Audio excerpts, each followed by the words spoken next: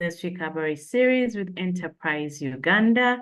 My name is Belinda Namtevi, sometimes called the Brands Lady. And today we have an interesting topic of discussion. We are going to discover how to, or maybe to discuss how to build premium brands in an unpredictable market. And I will be introducing our guest in a short time. In the meantime, welcome everybody. Welcome to Enterprise Uganda. Do invite your friends, share the link with your friends. I'm going to ask, yes, I was trying to enable my video. There it goes. Yes, very good morning to you. Very nice to have you here. We're coming to the end of the month of May. Today is 29th. Yes, no, today's the 30th actually. Yeah, today's the 30th of May. The month is coming to an end. We're getting closer and closer to the mid-year point of 2024. I'm not going to ask too many questions about how the business is doing, but you can take time and think about your business.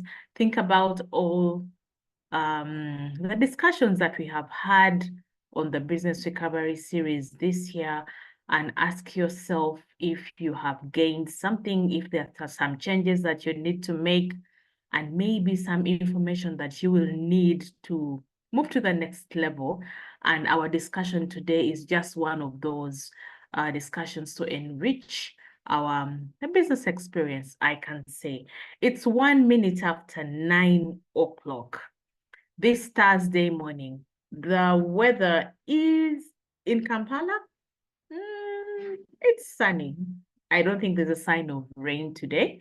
I was told that the rain really messes up businesses because customers are not able to move. There's no sign of rain today. Wherever you are listening to the Business Recovery Series from across Uganda, in Arua, in Masaka, in Jinja, in Kasese, you are very welcome.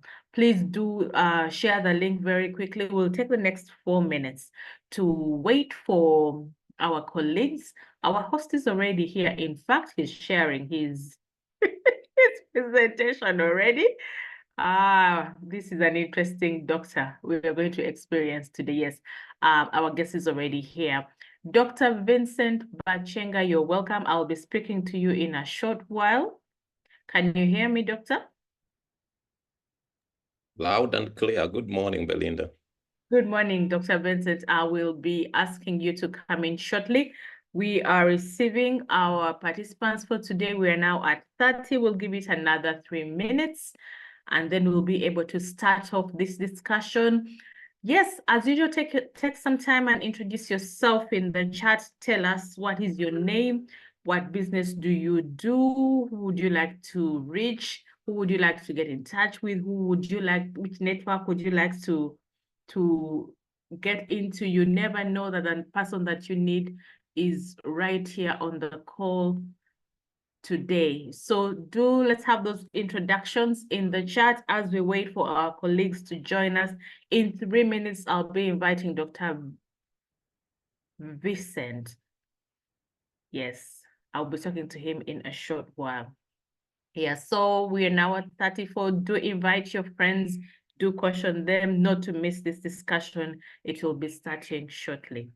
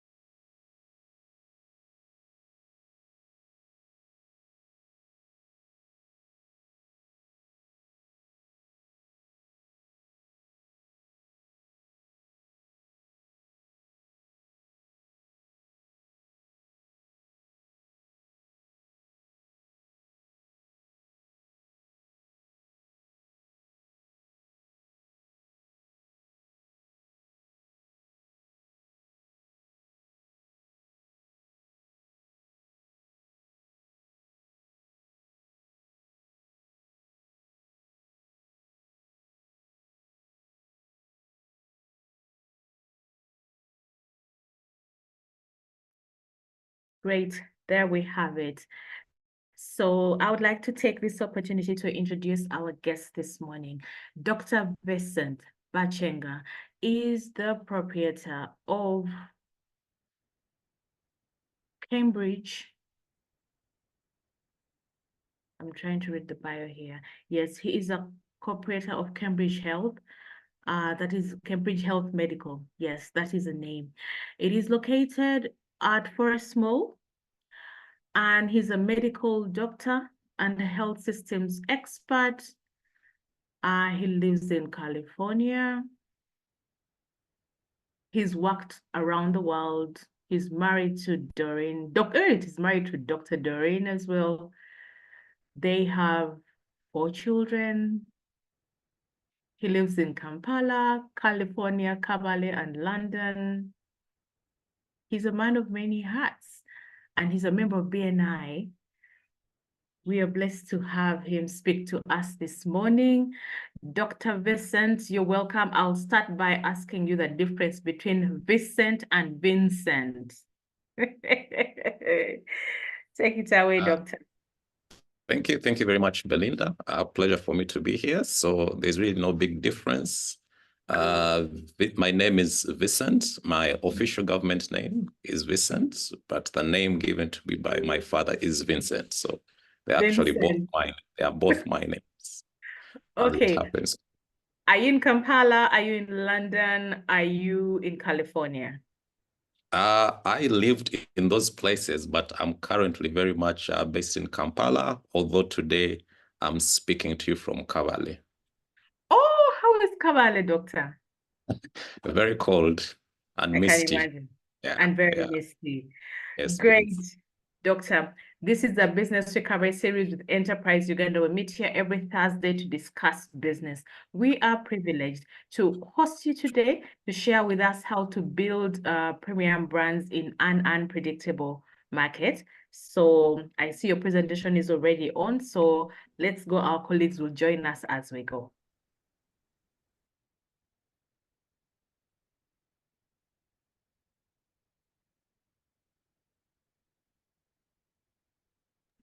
Okay, sorry. Here we are. Good morning once again. Dr. Vicent Bakyenga from Cambridge Health. And it is a pleasure and a privilege for me to speak to all of us today. It is my hope that we'll learn one or two things. I do not want to claim to be an expert at this subject, but what I hope is that hopefully we can start a conversation around how we can build premium brands. So allow me to dive into my presentation. I think I'll speak for about 30 minutes or so, and then we can have one or two questions where people can feel free to add, subtract, and also ask some questions. So as Belinda has pointed out, I come from an institution called Cambridge Health. And at Cambridge Health, we trade as Cambridge Health Medical Center. So that's what you'll see in the city. And basically, we've been running this business since 2017. And our mission is very simple: to offer healthcare solutions that revitalize and conserve the lives of individuals, families, and communities. And that's what we've been trying to do every day. I know some of the people on the call are people who have interacted with the brand. And for coming to listen to us today, we want to say we are grateful. So one of the things that you really need to keep at the top of your mind if you're trying to build a premium brand is that, yes, you might have your vision, you might have your mission, but the thing is that what is your medium or short-term goal? What are you trying to do? You know, for most people, we know that when you wake up in the morning and you walk to work and you're an entrepreneur, truth of the matter is that you're not thinking about your vision and you're not thinking about your mission. So for us, our goal, the one that keeps us going every day, the one that we think about and pray about every day, is that we are trying to build our business to be the leading outpatient care provider in Kampala first in terms of quality and scale. So that's what our prototype market has been. And this is where we're trying to establish ourselves as market leaders. So as we are discussing today, we're basically discussing how to build premium brands in unpredictable times. Previously, many people could have said that I do not know what unpredictable times are.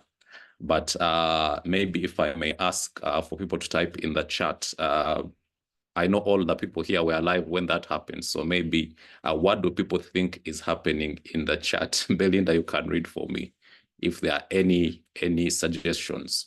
What is happening in the picture? Let's see if people are awake. Belinda, you're muted. Yeah, I know that picture. I have seen that picture. And let me, yeah, so people are saying it's a lockdown, COVID-19 lockdown. Yes, it is the COVID-19 lockdown. The streets were so clear, doctor, you know. So much Excellent, frustration. Look excellent. at the sky. Look at how blue the sky is. Oh, someone Everything, just wrote the first lockdown. excellent. Everything was very beautiful and very clear. And I know Yes, we all lived through the lockdown where we saw massive disruptions in yes. everything that we knew. And now we all know what unpredictable times are. Basically means we don't know what tomorrow holds. And it might not necessarily be a disease or lockdowns. We've seen supply chain problems. We've seen tax problems. So the market is indeed very, very unpredictable. But maybe let's jump in. When we now really talk about unpredictable times for a business owner in Kampala, what are we talking about? So number one is that we know that the markets are very, very fluid. And we know, how do we know this? We know that the purchasing power of our customers is not constant, and it is not strong. Today they might be able to buy, tomorrow they might not be able to buy. And also there are very, very many dynamics that are affecting the way our business runs today.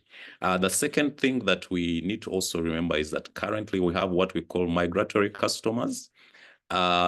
Previously, we knew that every petrol station was Shell, and we knew that every margarine was butter, and every toothpaste was Colgate. And when those businesses were established, they pretty knew that for the duration of the lifetime of the individuals that purchase their products, they would have them as customers. But this is not true. We've seen very many people have started, upscale institutions in the entertainment industry, whether they be bars or restaurants. One day they are full. We've seen even supermarkets, one day they are full and flourishing, and the next day there's not even a bird in sight. So this clearly goes to show that our customers, so to say, are not as loyal as they used to be. And we also see this even as employers. Previously, our forefathers, our parents would work for one employer or maybe two for their entire work life. But I meet quite a number of people now who will tell you that if they've stayed at one institution for 4 or 5 years, they've actually overstayed. While of course we encourage staff to as much as possible commit to workplace, we also have to be alive to the fact that customers, both internal and external, are migratory in nature. It's the generation we live in, and we honestly don't need to hold anything against these people, because also there are many opportunities, there are changing tastes, and that is understandable. The other thing is that our markets are very unpredictable because now we see very unstable supply chains. I'll give you a small example. At some point, we bought, initially when we were starting, we were buying our hardware in terms of computers and furniture from China. After lockdown, we attempted to do the same thing, and all the computers only lasted for maybe 6 months, and they had all stopped working because they also experienced the same thing, supply chain problems. They had a chip supply problem. So the supply that we were getting was slightly inferior. So we are aware of that. We knew at some point there is a time when there was a shortage of containers for people who rely on international trade. We've seen cross-border problems. One day you cannot send your eggs to Kenya. The other day it's a milk problem. So we know we've seen problems even around the borders on the southwestern part of Uganda. So we know that supply chains are largely now more unstable than they were before. Now, the other thing that is very, very important for us to remember in unpredictable times is that cash, we all know that cash has never been free, but currently cash is very, very expensive. Because again of the unpredictable nature of the times that we live in, central banks are constantly adjusting their CBR rates. And what this means, it means that constantly, if you've taken out a loan and you're paying 1 million shillings every month, 1 year, 12 months, 13 months into your loan, you might be paying 1.4, 1.5 million shillings, because again, there are all these fluctuations that are affecting the cost of the cash that you're using. Of course, if you're lucky and you're using personal cash, or you're using cash that you've gotten from a circle or more patient capital, then it might be that you might not be very affected by some of those challenges. And then, of course, the other thing that we need to be aware of is that we also have very widespread unemployment. And basically what that means is that because there's a lot of unemployment, in Uganda, we have this statistic where we pride ourselves in being one of the most entrepreneurial countries in the world. Very nice statistic, but it's not a statistic that I like, because it also shows that very many of our businesses actually die. Because if they were not dying, then we would not need to start very, very many businesses. And how do I apply this to unpredictable times? I've seen quite a number of people. You go to a shopping mall, you start your small salon, and after 6 months, there are 5 salons around you. And this is largely driven by widespread unemployment, because what this means is that actually what this means is that people are trying to start businesses, and in trying to start businesses, they are going to copy you, okay? And in copy you, they're actually going to make your business less sustainable. So the challenge is, how do you build a premium brand that stays ahead of the competition, and that also continues to be a brand that will not only survive, but also grow? My last point to elaborate how unpredictable our times are is on the issue of tax. I don't think I have to say much about that. If you've been in business long enough, 3-4 years, I know you've woken up maybe at 3 a.m., 4 a.m. and found a nice, lovely email from the tax body, or even a text message on your birthday. So I'll not go into the tax issue, but it's a very, very realistic issue, where previously you could build your business and hide somewhere for 5, 10 years without paying taxes. This is no longer something that is practical, sustainable, and it's not even advisable, because if you do that and finally they land on you, you might have a tax assessment of 5 billion shillings. So the thing that I also really want to point out, and maybe the core reason why we should aim at building premium brands, irrespective of what the times are, is that we all need to be alive to one principle, really. And that is that whether you like it or not, you're building your business for sale. Okay? Many people don't want to hear this, but the truth of the matter is that that's what you're doing. And every day that you come to work, you're actually trying to increase the value of your business. And the truth of the matter is that who is going to sell it? It might actually be you. In case you decide to exit, there should be a healthy return. But it might also be your children. Your children might not be interested in running your business. They might want to go and live in New York, or in Hawaii, or in Honolulu, or in one of those exotic places in Real Madrid. So the question is, if they decide to sell your business, are they going to get a healthy return on that business, or are they going to sell it for peanuts? So if you're clear in your mind that you're building something for sale, it's like when you're building a commercial building for sale, not so much for you to live in it, or a house for sale. It's very, very different from when you're building a house to live in, okay? You're not as lavish, you're more judicious in your decisions. You know that for every coin that you put in, there actually has to be a return on the other side. And what are the things that, the practical things that you can do to ensure that you're building a premium brand? I know in Uganda, There are a few premium brands that we can talk about. And of course, nobody talks about brands or premium brands without talking about people like CJ's, who've not only been able to conquer the Ugandan market, but have also been among the very, very, very first few Ugandan businesses that have actually been able to go and set up in another country and also succeed. So some of the things that you really need to focus on are not very, very new concepts. And one is the issue of service. Service basically is the person why people come to you. For us in healthcare, initially we used to assume that people come to the hospital to see the doctor themselves. But the truth of the matter is that people are coming to enjoy your service and even up to an extent to interact with the systems that you've built. The other thing that you need to be aware of is your location. So if you're building a business for, let's say, the high-end segment of our population, then you might want to target, are you targeting places like Kololo? Are you in Muyenga? Are you in Buziga? Are you in Gaba? Well, then if you're targeting a slightly lower segment, you also need to know where these people stay.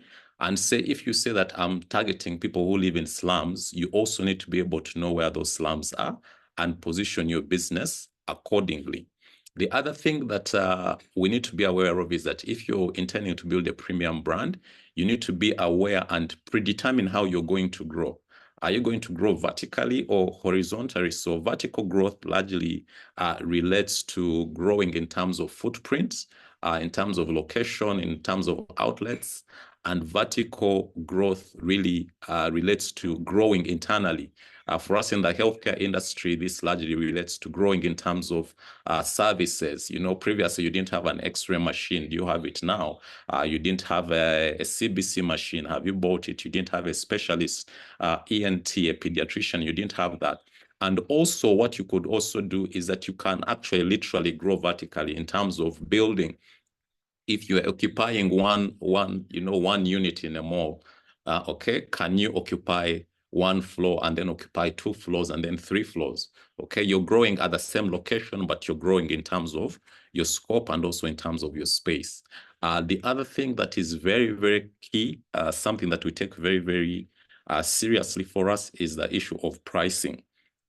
I was having a discussion some time back with someone who started a new business, and they were saying that, one of our unit prices is 20,000. Okay. So she's saying of the 20,000, my net margin is 30%. So 30% is basically 6K. Now, on the 6K, this person has 2 employees, is not paying rent, and is also not paying VAT. So on the 30%, if we just knocked off VAT, which is 18%, you're left with 12%. So 12%, if you load on rent, you load on branding, you load on marketing expenses, you realize that actually you have priced your product very badly. So you must be very, very keen when it comes to pricing, because I always tell people that on the issue of pricing, when you get into the market and you're building a premium brand, it's people, your customers might forgive you and actually applaud you if you reduce the price. If you started, selling a burger or a chocolate or a cluster of bananas at 50,000, and after 6 months you say, oh, it should actually be 25,000, people will applaud you and clap for you. But if you start selling it at 17,000, and after 2 years, when people have tested your bananas, they're very nice, everybody loves them, everybody loves the price, you realize that you actually need to revise it by 100%, maybe to 34,000 or 30,000. You'd be shocked that even the people who can afford it, who could afford it, will actually take off. Because remember, we said that we also had migratory customers. So pricing is very, very key, and it is something that you have to get right at the onset. It's not something that you can tinker with. And ideally, I advise people to, if you can, start on the higher side, and then you can revise downwards. Or if you're delivering value, then you can increase it. But in any case, not more than by 10 or 15%. Then the other thing is that as to be able to grow a premium brand, you must be deliberate about something called customer retention. In business for us, we believe that it's better for you to sell a new product to existing customers. It's much, much easier than you trying to get a new customer. So you need to make sure that you do everything that you can to make sure that the client that you've gotten, you actually do not lose them. Now, on the issue of problems, many of our growth opportunities have actually come from problems. And I tell people who are interested in growing their brands to stand out, to make sure that they are experts in problems. Don't be someone that runs away from problems.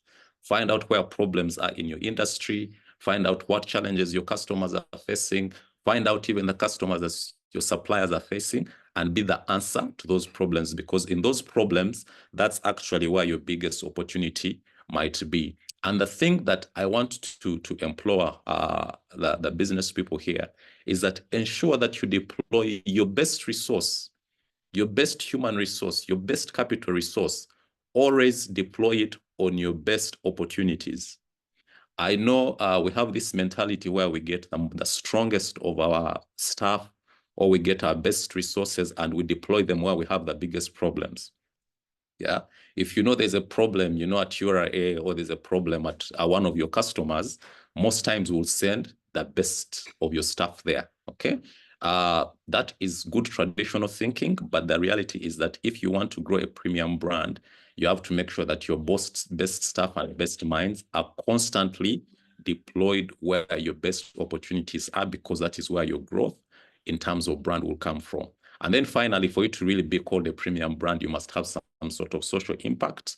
What are you doing for the community around you? If the government said that they want to ban your business from Uganda, would the community rise up on Twitter? Would they rise up on Facebook? Would they rise up on radio and say, we actually need this business to remain open? That will only happen if you're creating some sort of social impact. Now, as I said before, branding or premium brands is really a perception issue, okay? When you compare like for like, and you say, this is a school X, this is a school Y,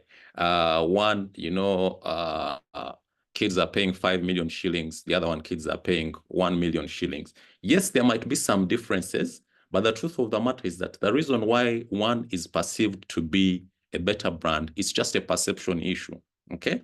And that is why most of the things you need to work on are not very hard things that you need to do, but more of social engineering things that you need to do. And then finally, remember that in business, we are all doing one thing. In business, we are not really creating brand new customers. The thing that we're doing in business and the thing that we must be good at is how do you borrow customers from the people that you serve, from the people that you're competing with in the same market, and how do you ensure that you do not return them? That is the only secret that there is to business. And of course, for premium brands, once you go and you test them for one day and you interact with their systems, most times you never want to go back. So they basically borrowed clients for longer. So let's have a small quiz. For the people on the call, what type of toothpaste here do you think is the best? Belinda, you can read for me answers that are coming up in the chat. Which one are people convinced is the best toothpaste? Okay, so let us see which is you didn't say, you're about to say the answer. If you are speaking like a Uganda, you're going to say, okay, we have an answer here. What is the best Colgate? We have it, doctor. It's Colgate. Oh, It's someone said Calvin. already. Yeah, there we have it. Colgate. Colgate Herbal. Colgate? Yes, they said Colgate. It is Colgate, doctor. If you live in Uganda, it is Colgate. Okay, I think the judge is a bit biased, but again, I wouldn't be able to say which one is a superior brand, but the truth of the matter is that they are all toothpaste, okay? But Yes, again, they're all toothpaste, but Colgate has gone an extra mile to ensure that all of us, even when we're sleeping, we know that, it is a superior brand. Whether it is or not is a discussion for another day. But they've actually gone on to make sure that the perception that we have in our mind is that they are superior. And that is what we're trying to do.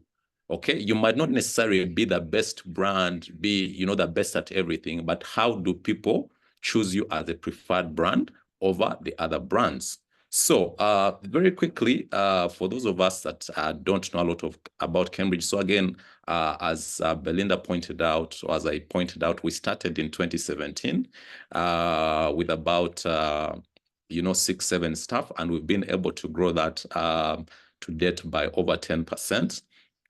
And also we run about 9 facilities spread out as shown. I'll be able to explain that in a bit.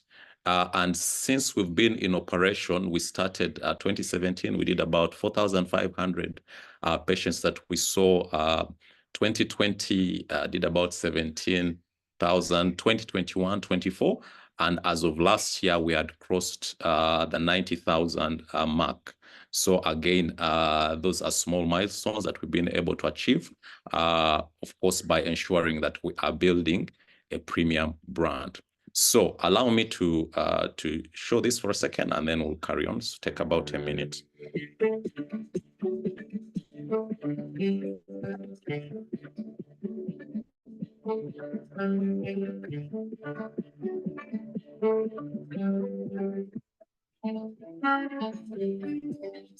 Hello, my name is Dr. Vicent Bakyenga, Medical Director for Cambridge Health. Thank you very much for your interest in Cambridge Health. At Cambridge Health, we are a premium healthcare provider located at Forest Mall and Boyogere City. Currently, we run 3 community clinics, one at Forest Mall. We also run a dedicated diagnostic center at Forest Mall, and we run a community clinic that works 24 hours in Boyogere City.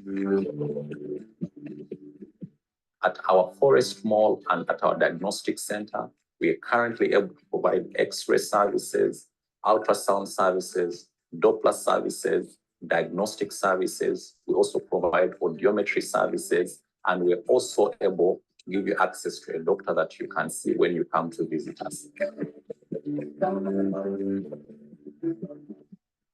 At Cambridge Health, we are building a network that is dedicated to deliver healthcare for Kampala and Central Uganda, as we look forward to being the leader in provision of outpatient medical services in Kampala and Central Uganda. Thank you very much for choosing Cambridge Health, because at Cambridge Health, we are the heartbeat of healthcare. Thank you very much. So that's a simple, for those of the people that really don't know what we do. But now, what are the things that we've done? Those were general principles. This is what we've done. This is our how. So one of the things that we've done is that we are very, very focused on our customers. When we are developing new products, new services, new locations, the question is, how does this serve our customer? And is this their preferred service or location? Number 2 is that, in business, it is said that when everything has been said and done in business, it's all about location, location, location, location. So if you get your location right, you're on your way to maybe your next $1 million. If you get your location wrong, no matter what you say, if you have a 5-star restaurant and it's in Chiboga, for example, question is, who is going to come? Okay, who is going to come and enjoy your service? Now, the thing that most entrepreneurs don't want to really talk about and that is very, very key for us is that we are very, very staff focused. When I get a chance, I tell all entrepreneurs, please, if you're hoping to start a business and also grow a premium brand, you need to remember that your staff are your first customers. They are your internal customers. If you have a restaurant or you have a school or you have a hospital like ourselves, and your staff cannot choose to get services from there, you are in trouble. And how do we ensure that we're doing this? We mean what we say. And one of the most important ways to do that is make sure that you pay your staff, pay them what you've agreed you'll pay them, and also pay them on time. The other thing that we've been able to do is that we ensure that we are consistently consistent. So what does that mean? It means that you must be consistent even in the small trivial things. If, for example, you purpose that your brand color is an off-white, okay, that has a code, maybe it's a C2B that you buy from Plascon. Tomorrow, don't go and buy an off-white that you bought from another manufacturer, because when you paint that off-white in your next location, it's going to be a different white. So you must, even in the smallest things, and that of course comes down to the partners that you use. If you're executing certain things with certain partners, you must make sure that they remain the same so that your brand is very, very consistent. Because again, remember, as you're trying to position yourself as a premium brand, if you're changing even small things, today you're changing your uniform, tomorrow you're changing your logo, the other day you're changing the brands of drugs, the other day you're changing your suppliers, you're going to confuse your customers and you'll cease to be seen as a premium brand. The other thing that's very, very important for us is that we always aim to under-promise and over-deliver. If I know that I need to deliver to you, let's say I need to deliver to you a pizza to your home, okay? And I'm in the food business, I'll tell you it's going to take me 2 hours. But if I show up in 1 hour and 45 minutes, you're going to be very impressed with me and think that I'm superior. Whereas someone else that does the same, in 2 hours, in 1 hour, when they promise you they'll do it in 45 minutes, you'll view them as being an inferior brand. And of course, the other thing is that you need to focus on the relationships of the people in your network. So your suppliers, your customers, your staff, you need to make sure that you create time to grow those relationships. And also, this is maybe the most important thing, you must master your numbers. Yes, you might have an accountant, you might have an auditor, you might have advisors, but at the end of the day, if it is your business, you must make sure that you are the author, literally, and the finisher of the numbers of your business, because at the end of the day, you'll be held to account. So again, of course, many people will assume that because people think you're building great brands, or your business looks good, that you're spending a lot of money or you have access to unlimited resources. But as you'll see at most of our branches, we have used, I don't want to call them juakaris, but these are Ugandan players that we use in the most cost-effective manner. And with using them and being consistent and being involved, we've actually been able to create what we want to believe is on its way to being, or already is, a premium brand. So this is one of our locations. This is a house conversion for one of our clinics. This is, of course, by using the same contractors that we always use. And allow me to also share this, which was shared by one of our patients. This is for one of our clinics in Bweyogerere. And here you will see a core resemblance with one of our clinics that is located in Lugogo Forest Mall that I showed earlier. So again, sometimes some of these things are testament that your clients are continuously developing trust in your brand, because this is one of the clients that visited, and because they recognized our brand from somewhere else, they are more than happy, and they sent us this video. So as I come almost close to an end, if you'd like to know how to build a business that's profitable and scalable, and you want to know any insights from the healthcare industry, look out for my book, World Class Healthcare, and it is available at Aristoc and other outlets. I had promised to take 30 minutes. I think I've slightly overshot by 5 minutes. We want to say to Sima, on behalf of Cambridge Health, we don't take you for granted. We thank you for your attention and look forward to a constructive engagement. Thank you very much. And over to you, Belinda. Thank you. Oh, wow, Dr. Vincent. Yes, thank you so much for a very quick snapshot about Cambridge Health. I have seen your store at Forest Mall, and I'm happy to know that you have a branch in Bweyogerere, because my mother lives in Chireka. So you have a customer. You know what it is with mothers? Thank you. Thank you Yes, very much. you have Thank a you. customer. So you have said so many things, Doctor, and before I open up the lines for questions, I would need you to help us understand a few things. When you say premium brand, what exactly do you mean? Okay, thanks, Belinda. So there are really two people that define the word premium when it comes to brand.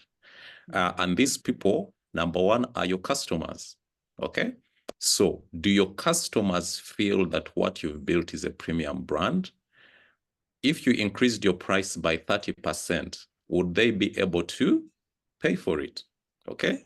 I'll tell you a small story. There's a business in the US, it's called Nordstrom. And they deal in garments and things like that. And when you visit, they give you a chance. If you bought 10 items, they'll give you a chance to determine the price for one of the items on your receipt. So what normally happens is that for most people, if let's say, you know, they bought a pair of shoes or something like that, and it's $50, most people cancel it out and actually put $100. Okay. They'll actually choose to pay more than what the brand has asked. So that one we know is a premium brand because people are willing to pay more for it from the customer side. And now the other person who determines whether you have a premium brand is the person that is interested in purchasing your business. Okay. If you were to value your business and, you know, you said your business is, you know, $500,000 or 100,000 or $10 million, would the person that is buying be willing to pay more, or they'd actually tell you that it is less? I know a business in this East African market that was sold some time back. And I'll tell you that at one point, these investors came and assessed the business and they gave, let's say, you know, 2 million shillings as the valuation.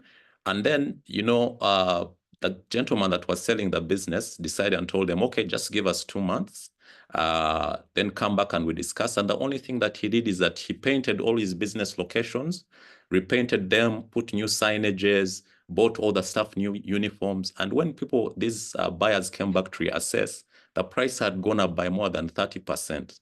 Okay. And that's what they paid. So again, it has to be determined from two ways.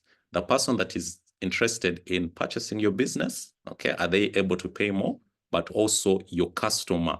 Does your customer feel like you're delivering a premium product to them that is a high-end product, although it might be at an affordable price? So those are the two people that really determine. For me as a business owner, I cannot tell you that my brand is premium. You know, that would just not be right. Okay, thank you. Okay, great. So now basing on your response to that, Doctor, it's a thing of price. Let's look at the customer. What you're telling us is that the customers are the ones who will tell you if they are willing to say yes to your price, even if you increase it 3 times in a year. I'm just giving an example.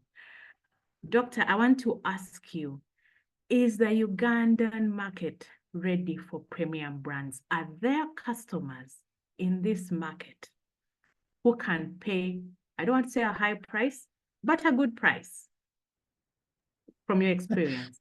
Thank you. Thank you very much, Belinda. That's a good question. It's a discussion that I have with quite a number of my friends because, again, for many of us, what we want to do is we want to have premium clients. And what does that mean? If I'm employing, let's say I'm a restaurant. If I'm employing 10 waiters and serving 100 people who are paying me 10,000, I would rather employ 3 waiters that are serving 20 customers, and each of them is paying me 200,000. And on the question of are there people in Kampala ready, I think the question should be, are we as entrepreneurs in Kampala ready for the premium clients? Okay, not the other way around. Because I'll tell you, people in Kampala go to bars in Kololo and they buy a bottle of wine at 2 million shillings. Okay, people go out in a night and they spend 10 million shillings in a bar. But the question is, can those people come to your business and spend 300,000 shillings? Or when you ask them or give them a receipt for 50,000 shillings, they are going to storm out. And it all comes down to the thing called perception. If you can build your business and your brand in such a way that people feel that it's a premium brand, you don't need 100 customers, you know, every day. You don't need 50 customers. It might be that you need, you know, 3 customers a day. If each of them is paying you 10 million shillings, that's 30 million shillings. So that's the thing that we really need to think about. In our market, I'll tell you there are places that I go and, you know, there are 50 cars or 80 cars. Each of them costs 400 million shillings. So if people can buy those cars, I can assure you that they can afford pretty much any premium product in Uganda. Question is, as entrepreneurs, are we ready and committed to building those brands? Over to you, Belinda. Yes, so what the doctor is telling us is that if they are individuals in this town who have the disposable income for the things that he has mentioned, the cars, the entertainment, the schools. You also know that there are wedding planners and decorators that, you know, Yes. decorate weddings for 300 million shillings and people pay. Yes, so those people live in this town. So for me as an entrepreneur, what I get from the inside you have just shared is that you have tested it for us, and now you are saying they are people in this town who are ready to pay top dollar for a good product. So my resolution today should be, maybe the question I should ask myself, what should I do to create a product that can target those people? Because if they're taking their kids to school, if they are getting entertainment somewhere, then they are going to look for all these other services, and they are ready. Their disposable income can be able to sustain that. Okay. Thank you, doctor, for that. My other question to you is, you're a medical doctor and you run a health business. Oh, by the way, I'm also trying to venture into public health. So very soon, maybe I will be speaking to you on top of my branding and communications. So doctor, we know our doctors. The good thing they are good at is making sure that we are well, okay? That is how we know the doctors. But I've heard you talk so brilliantly about business. Doctor, what did you need to learn as a medical doctor running a business? What did you need to learn in business to be able to achieve all the growth you have achieved over the years? Thank you. Well, some things you know, some things happen because you're deliberate about them, and some things happen because you find yourself along that pathway. So one of the things that I've always done to do as a village, I tell myself, someone that grew up in a village in Kavale, and I come from the deep hills of Kisoro, is that I knew that for you to really stand out and for you to succeed, you have to commit yourself to excellence. Okay. If you're committing to mediocrity, then you're going to be like everybody else and lost in the big sea. So I've always committed to that. Of course, at some point I had a transition from healthcare to business at some point during my education. But the reason why I've committed really to understanding the business of healthcare and the business of life is that we all need to agree, whether you work in government, whether you work in a parastatal, where you're in a business, is that we're all in the customer service business. And we're also in the sales business. We're all selling something. So if you're a doctor, you're selling your service. If you're a policeman, you're selling your security service. If you're a lawyer, you're selling your legal service. So we're all in the sales service. And for many of us, we are fortunate or unfortunate. I know for most Ugandans, they say that when things fail in Kampala, I'll go back to the village. But for me, it is very clear that when you try to do something, you need to pretty much, once you've crossed the bridge, you need to burn the bridge, you know, and know that there is no going back. And this is pretty much a one-way ticket. So again, for me, I've invested all my time in terms of learning, developing myself, growing my business.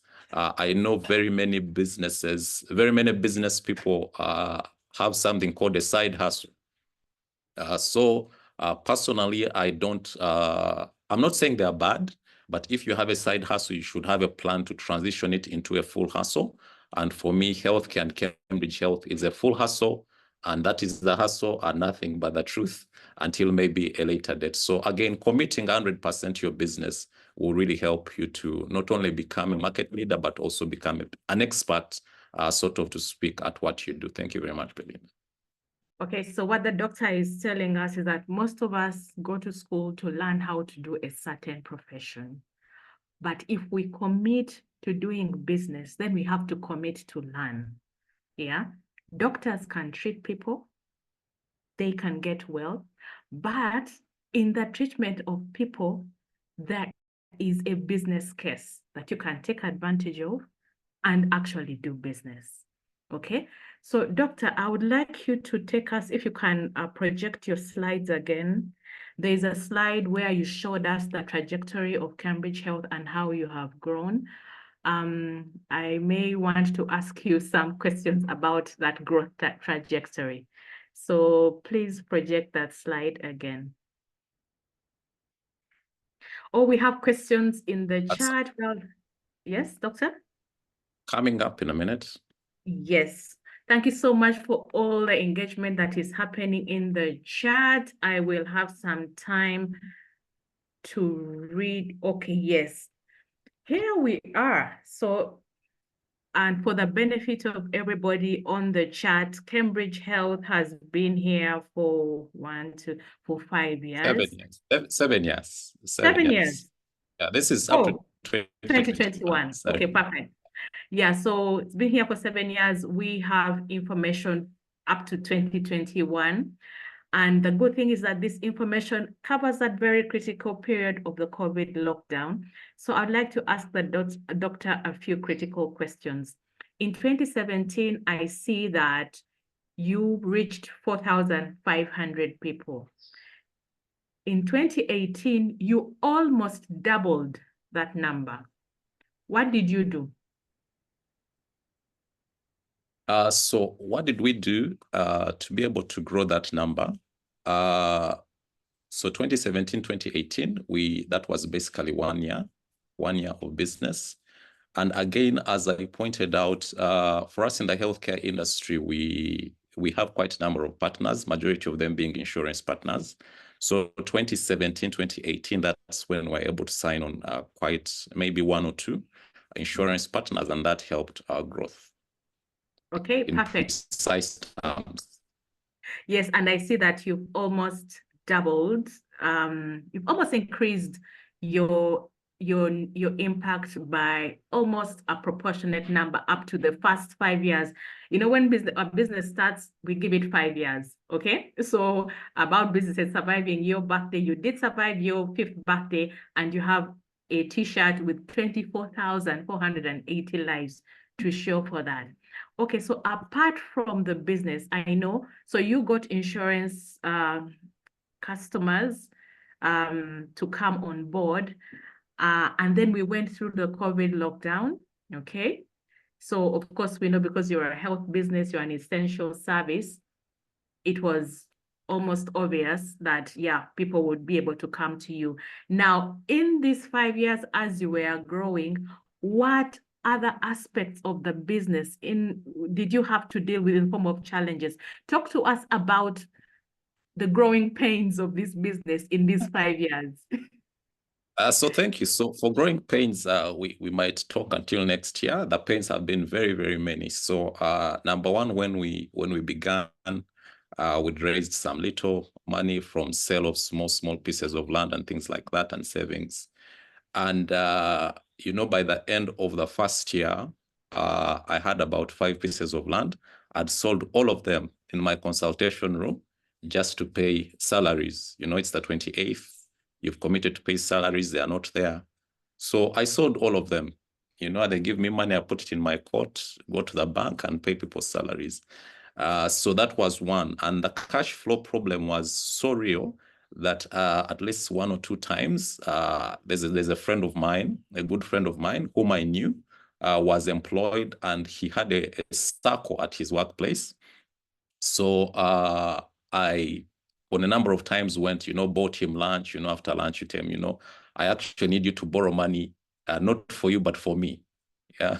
So I got him to borrow money for me from these circles, and that's how we kept the business open.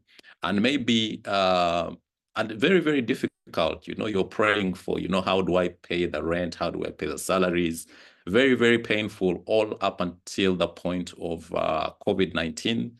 COVID-19 came, and as much as you assume that we did very, very well, we actually didn't, because we had one business location at Forest Mall. And when all our clients, basically, you know, they stay in Chireka and, you know, in Boyogerere, they come into town to work, and then before they go home, they come and visit us, but they were not moving. So our business actually shrunk by you know, 70%. So we're seeing only 30% of our previous clients. And also at the time, we had some other small, you know, business locations, off-site facilities for schools and factories, and they'd also been shut down. So we had a workforce of about 30 people, and we were only allowed to use 5 because we only had permits for 5. So our business shrunk by 70%. I had 30 people on my payroll that I had to pay. I could only use 5. So very, very difficult times. But again, what I say about really being interested in problems that you find, that's when we purpose to open another location out of the city, which is in Boyogerere. And that business actually was key driver for our growth that you see in 2021, because you see between 2019 and 2020, the growth was very, very nominal, just 17,000 for 2020, but you'll see that we were able to grow significantly in 2021. So again, very, very many problems. I could tell you all the problems. You come to work and there's been a water burst and everything is soaked. You know, you get electricity, fires that, you know, want to burn down your whole business. Very many problems. But again, God has seen us through most of them. Thank you. Okay, thank you, Doctor. So what I have gathered from this discussion is, 1, we have customers in this town who are able to pay for premium brands. Number 2, we shouldn't just rely on our profession. We can be committed to learn business, and that is what the doctor did. Number 3, cash flow is king. You just confirmed that. It is the thing. As you were doing your presentation, I wrote here, where did you get the funds? You just responded to that. Where did the doctor get all this money? Yeah. So that is where your seed came from. And I see the sacrifice that you made to be able to pay your employees, to live up to your promise, because one of your pointers, you said that pay your employees on time. So for you, that was very critical. Now, Doctor, I am sitting here. You mentioned something about borrowing customers, that in business, we are borrowing customers at any one moment. And I've read your profile. You used to work at AAR. If it is okay for you, let me ask this question. What did your experience at AAR prepare you for how did your experience at AAR prepare you to run Cambridge Health? Because what I see, Doctor, is AAR is also trying to set up community clinics. I do not know what is on the ground, but if you have managed to grow and go to Boyogerere, and yet there's another AAR in Boyogerere, it says something. So share with us how your experience at AAR prepared you for Cambridge Health Medical. Okay, thanks, Belinda. I think I'll point out maybe 3 or 4 things. Number 1 is that I tell all people who want to start businesses that it will be a very, very big blessing for you if you can work in a place where there is structure. So if you're able to work for a big brand where there is structure, where there is reporting, where there is good management, it helps. And that's definitely something that I learned while at AAR. The other thing that I learned was that basically trying to understand that relationships in business are very, very important, because Belinda, you know how things run in this country. You know, you might have a payment stuck at, you know, at this office or at this government agency, and you can try for 6 months and it will never come. But someone might make one phone call and you know that payment might be received in that same day. So again, that's something that I learned there. The other thing that I learned there was that a brand is everything. What do I mean by that? We used to have one of our key shareholders, one of the ladies that started AAR. She's called Mrs. Beckman, and she'd fly in from Nairobi for board meetings. And the only thing she would look at the color that the walls that you've painted, and she would tell you that's not our color. Okay, so whoever did that color needs to redo it, and very, very many other things. But again, also the other thing that I really want to point out is that actually when I left AAR, I had purpose that I didn't want to be in the same business because I did not believe in I was still thinking a bit like a doctor, that I did not want to be involved in competing with my previous employer. But I tried my hand at farming, and the farming was very, very disastrous. I lost, quite a significant amount of money in that for 1 year. And then I actually realized that what I was good at is what I should do. Sometimes we want to reinvent the wheel. And, I came to those terms very painfully, after a painful lesson, and then that's what I began. But then the thing that I finally want to point out is that even when you're working with your previous employers, so to speak, there are very, very many places where you find space for collaboration. And the other thing, the final one, is that there is no shortage of customers in this market, no matter what business you have. Mulago sees more than 5,000 patients a day.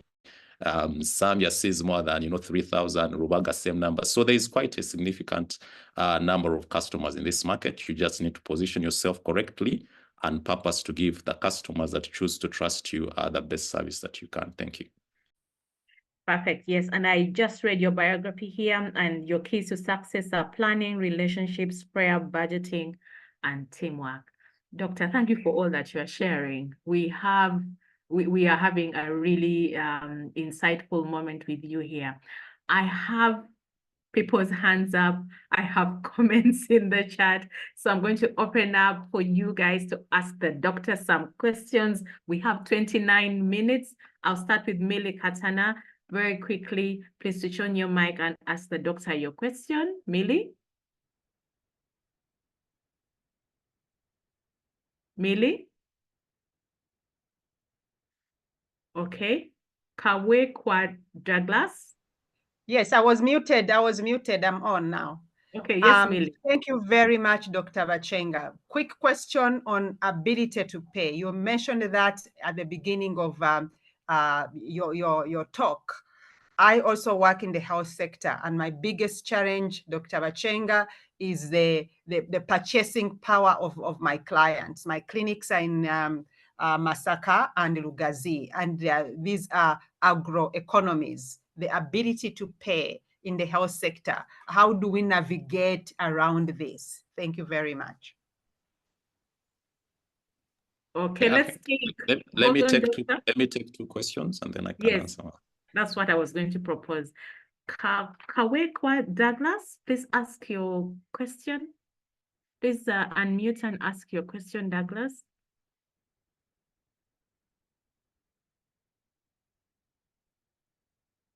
Douglas is unmuting, okay? Yeah, so hello everyone, greetings. So doctor, I'm from MindLife at a therapy organization. We're helping people to get professional mental services through their phone or PCs. Your focus is more in physical health. I was wondering if you could share your contact as well as how can we work with you in regards to incorporate physical health and mental health, because that's our specialty. MindLife is at a therapy organization. Okay, doctor, let's have those two. Did you get his question? Douglas, kindly, Belinda, summarize for me Douglas's question.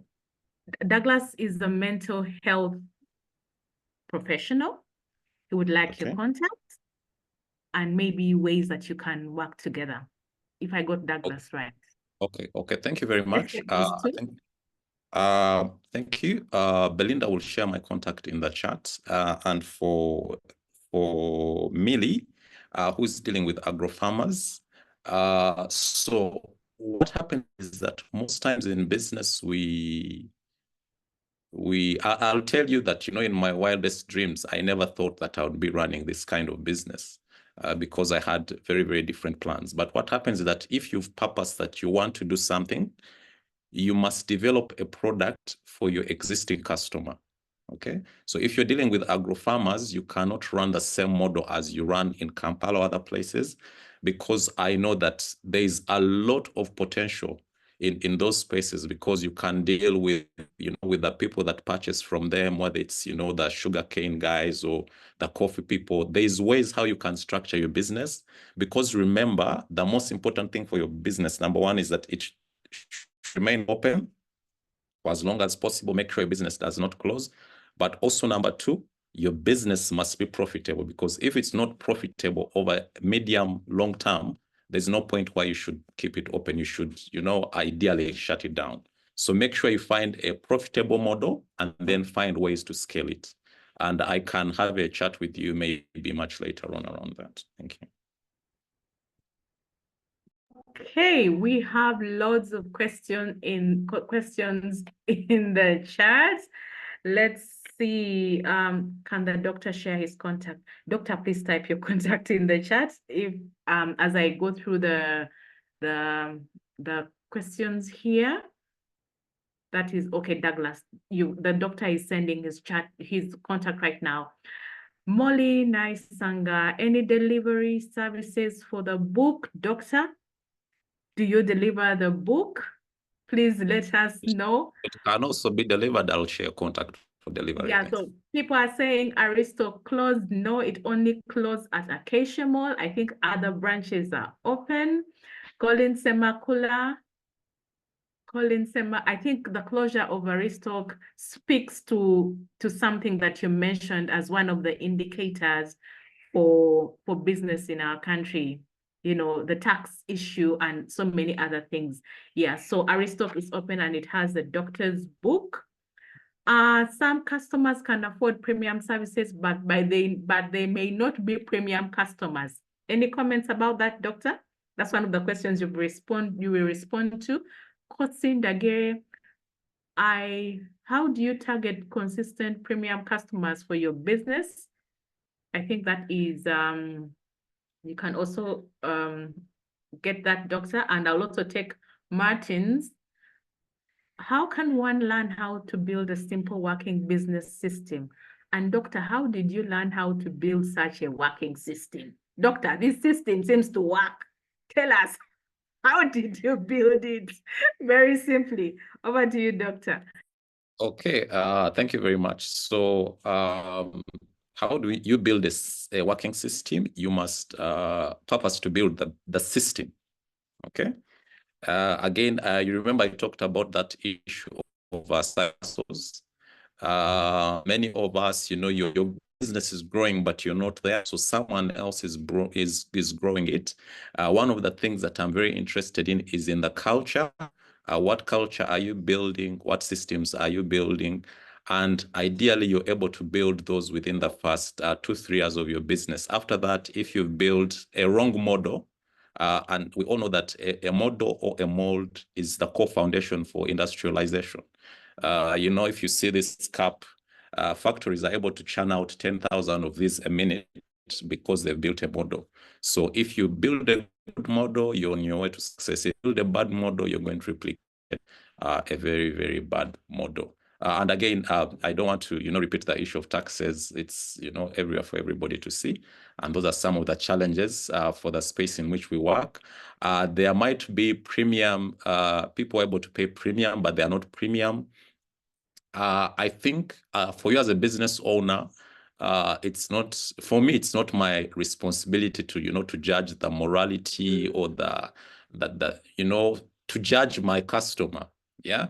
For me, my challenge is, can I develop a problem, a solution that meets their need, and are they able to pay for it? If they're able to pay me for it, whether they are premium or not, but they can give me a premium price, I'm more than happy to serve and to receive that reward from them. Thank you. Okay, Gavin, I'll be Gavin is also a doctor, by the way. Gavin, I will be taking your question shortly, but let me take some more questions from the chat.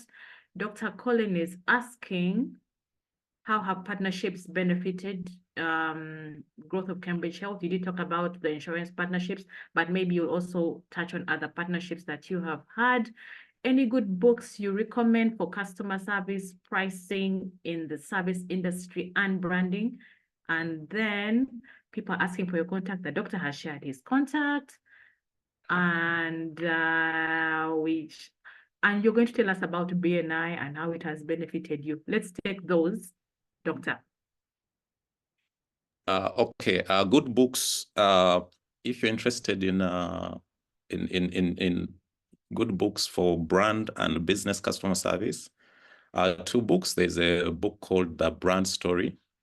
You can look it up online. And then if anyone here is interested in running a business, like you're really interested in running a business, make sure, in the next 2 months, you read a book called E-Myth.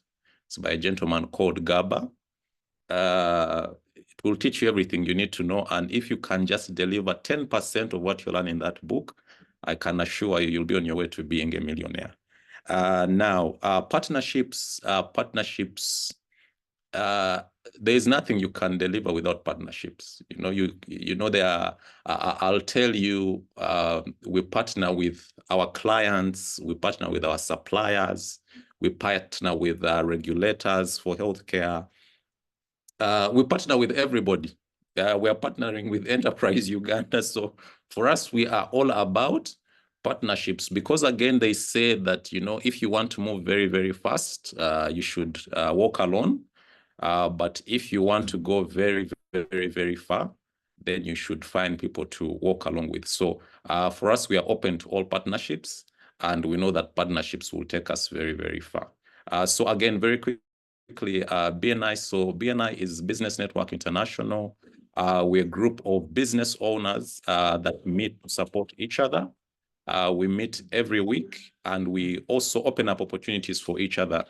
We believe in collaboration and not competition. So if we are in a space and you're a pharmacist, you'll only be one pharmacist. If you're a doctor, you'll be one doctor in that group. And if you want to know more, again, I've shared my contact. We have an expo actually happening at Uma Showground starting tomorrow into Saturday. Just walk in there. It's only 10,000 shillings. And, I believe it will be good value for you. Thank you. Oh, doctor, we are going to be calling you a lot in the next few days. Great there. So more questions here. Barnabas. Doctor, my question is about bedside services. Do you collaborate and give business to external entities offering the bedside services? Emmanuel Nsubuga says they started halfway. I am currently in manufacturing, but soon to expand to health sector. I have the premises, but lack the equipment and the skill required to run a medical center. How do I deal with the funding issues toward medical equipment and also sourcing for honest, competent human resource? Doctor, this person. Okay, that Yes. sounds like he's going to pay me for consultancy You service. know, yes, it's a consultancy. Yeah, Yes. but again, everything really comes down to your level of involvement. So when, like, for example, when we're buying machines, I personally go and buy them myself. If we are hiring staff, I'm not. Previously, I used to be, when we started, I was the HR manager, finance manager, as the admin, as a sales manager. Things have changed a little bit since then. But okay, I'll tell you one core trick, simple trick. When it comes to healthcare and all businesses, once someone has a document that says they're a doctor, or if you're in engineering and someone has, a document saying, they're an engineer, just hire them for their attitude, not for their papers, because most of the things that our customers need have to be learned. Okay, soft skills have to be learned. The hard skills, of course, I can't teach you, how to do an operation and things like that. Those have to be taught at school. But the soft skills around how do you handle your customers, how do you deal with workmates, how do you deliver things on time, those ones can be taught. And if your attitude is bad, then it's not going to be possible for you to learn them, and your business will be doomed at the beginning. How do you, find out, equipment and cash and things like that? Those are discussions that we can have, but again, there's always a way if you're committed to making your thing work. Like I told you, I had to pretty much sell everything that I owned to the extent that, I used to show up for meetings. I tell this story, I used to show up at meetings, very many meetings. And because I did not have a car to drive, I'd actually show up in an ambulance.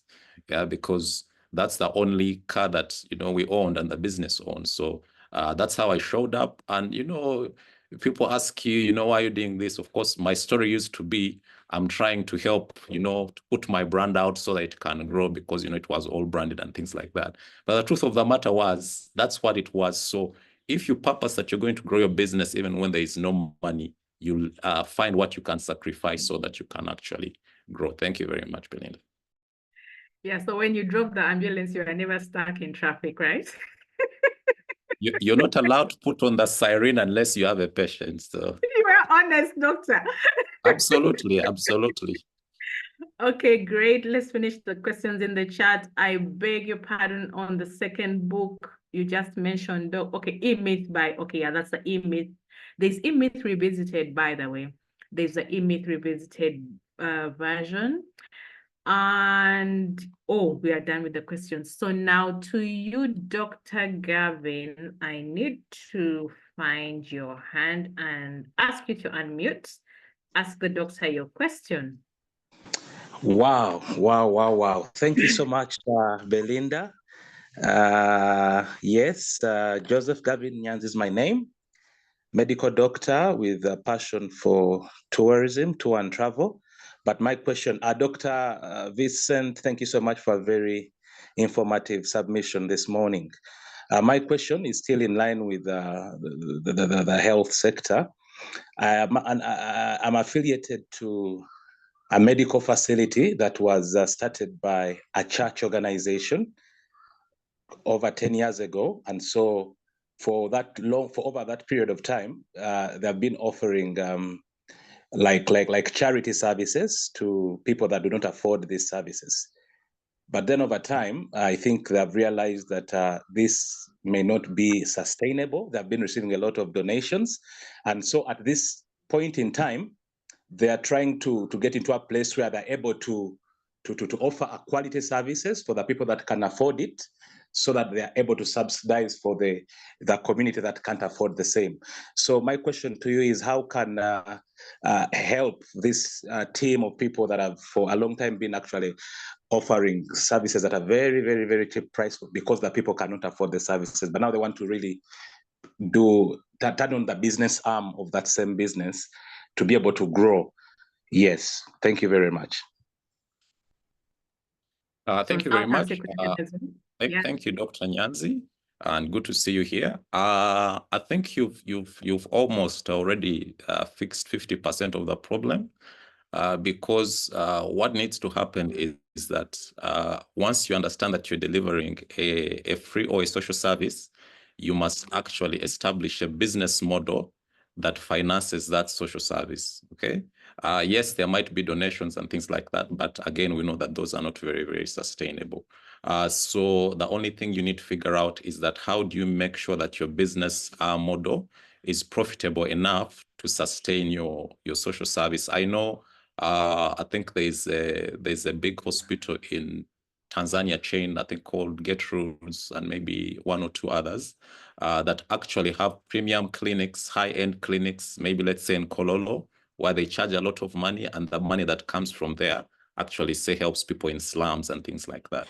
So these are all models that can be done, but again, require a lot of commitment, a lot of, it's not a short-term solution, because again, maybe one of the things I didn't point out is that the market is very, very, conditions are very intense, because big brands that, are able to access money at 1% or 0.5% will come with, $20 million and set up a hospital and and do exactly the same service that you're offering. So the question is that how do you remain competitive and also relevant? So, but if you're committed, I'll tell you that there's more than enough in this market for all of us.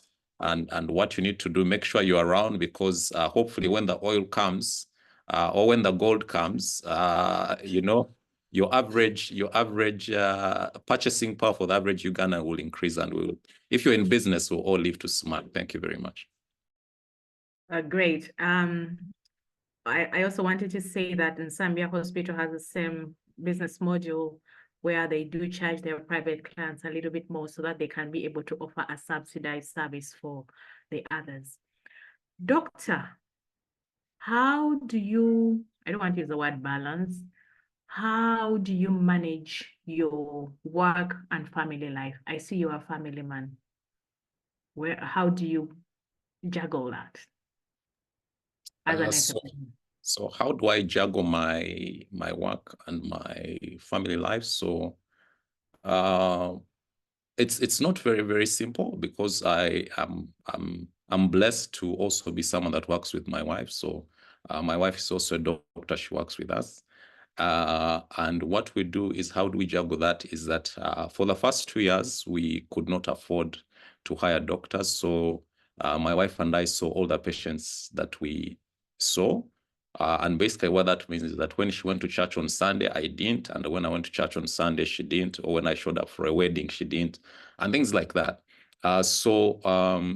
Yes, you must really commit to your business, because you're the one that will make it grow. But I tell people that if your business does very, very well, for me, if my business does very, very well, but my family life is in shambles, whether it's my marriage or my children, then I've failed.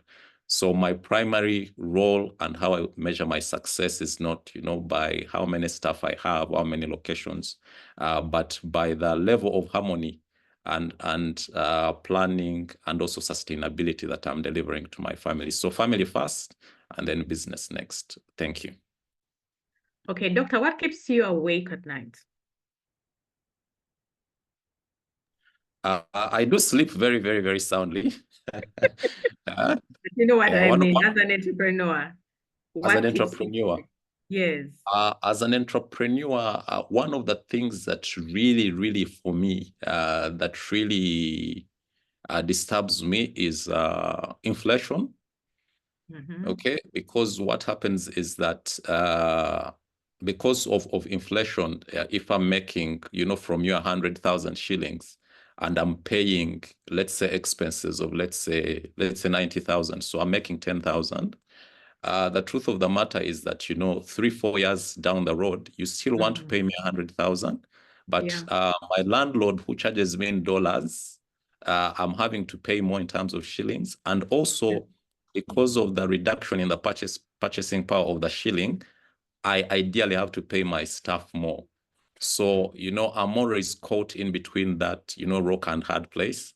But if inflation was not so much of a problem, then I would know that if I'm growing my revenue, I'm actually growing my profitability. But that's not always the case, because I might grow my revenue or grow my numbers, but also because of inflation, the purchasing pressures and the cost of doing business is, you know, most times grows faster than the growth of the business. So that's something that really keeps me awake at night. Thank you.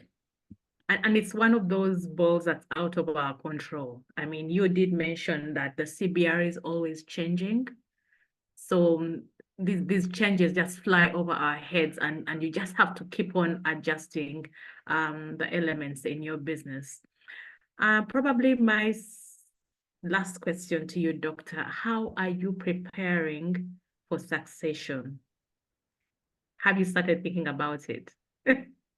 Thank you. Thank you very, very much. So how am I preparing around succession? So my children are still slightly very young. But how I'm preparing for succession, one is that I'm actually structuring my business in such a way that it can run. Okay, let me put it this way. I'm trying to build my business so that it can run me out of a job. I don't know whether you understand what that means. So I'm trying to put systems around the business to an extent that they don't need me to run. And basically what that means is that whoever comes after me, whether they decide to be actively involved or not, the business should still deliver a healthy return on investment. So that's pretty much what I'm trying to do. And maybe the other thing that I can point out very quickly, we are so committed to building systems at Cambridge Health to the extent that we are maybe actually the second healthcare institution in Uganda to have ISO certifications. The other institution has one, but we actually have two, one for health and safety of our staff and our clients, and the other one is for quality management systems. So when I say we are committed to building systems, we mean what we say, and we have seen that this business can actually return a rather healthy return on investment. Thank you very much, Belinda. Okay, yours is a really good model, Dr. Vincent. And for me, my greatest learning is that I don't have to be in the health sector to listen to what you have shared. What you have shared speaks for so many other businesses in Uganda. Do you have a board of governors, Doctor? Yes, we do. Okay. You're muted. Okay. Yeah, Dr. Nyanzi, you have that covered. So we have come to, it's 5 minutes to the end of the business recovery series. Oh my God, what a great morning, Dr. Vincent. Thank you very, I hope your doctor consultations are as intense as we have had the last 1.5 hours. I would like to summarize a few of the things that you said this morning that I would like us to reflect on as we come to the end of this week. You're building your business for sale. That is very critical. Employ your best resource where your best opportunities are, and then hire for attitude, okay?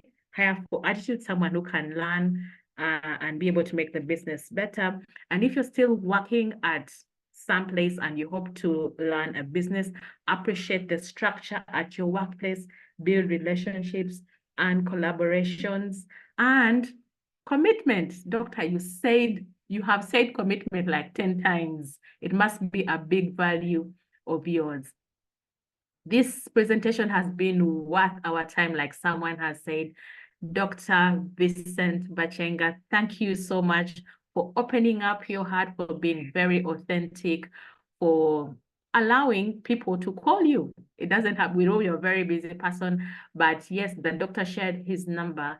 If you have questions for the doctor, you can call him. And oh yes, do visit Cambridge Health. Let us test what the doctor has told us. Do their systems work? I'm bringing my elderly mom to Wegere for a consultation. Doctor, your parting shots. Thank you, Belinda. It's been an honor and a privilege for me to be here. My parting shot is very, very simple. If you are really committed to growing wealth, okay, not so much money, then actually commit to growing a business. I tell many of my friends that, you know, employment is very good and there's nothing wrong. Because there are people who are also very, very, very good with employment and they make very, very healthy money. But if you're especially committed to growing something that you want to pass on to the next generation, then seriously consider starting a business. There are many challenges, very many challenges, but there are also very, very many opportunities. One, for you to be able to get a healthy return, but also importantly, and this is very, very important to me and to my heart, for you to create impact, because you can create opportunities for people in form of employment. You create opportunities for your suppliers. I tell people that the biggest benefiters from my business are my employees and my suppliers and landlord, because before anybody else is paid, they have to be paid and paid on time and paid right on the money. So if you're committing to passing on something to your children, don't leave them cash in the bank, but consider leaving them a healthy, thriving business.